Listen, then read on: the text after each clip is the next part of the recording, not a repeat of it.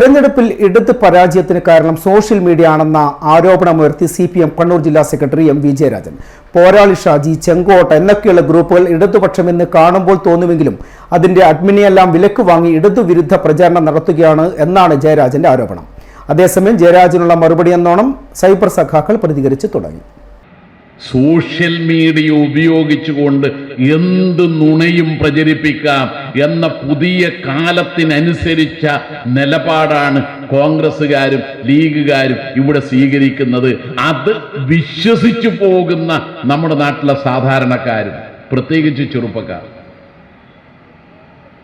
Social media മാത്രം നോക്കി നിൽക്കുന്ന ഒരു ശീലം നമ്മുടെ ചെറുപ്പക്കാരിൽ വ്യാപകമായി വന്നുകൊണ്ടിരിക്കുന്നതിന്റെ ദുരന്തം ഇക്കഴിഞ്ഞ തെരഞ്ഞെടുപ്പ് വേളയിൽ ഈ ഇടതുപക്ഷത്തിനെതിരായി ചിന്തിക്കാൻ ഇടയാക്കിയിട്ടുണ്ട്.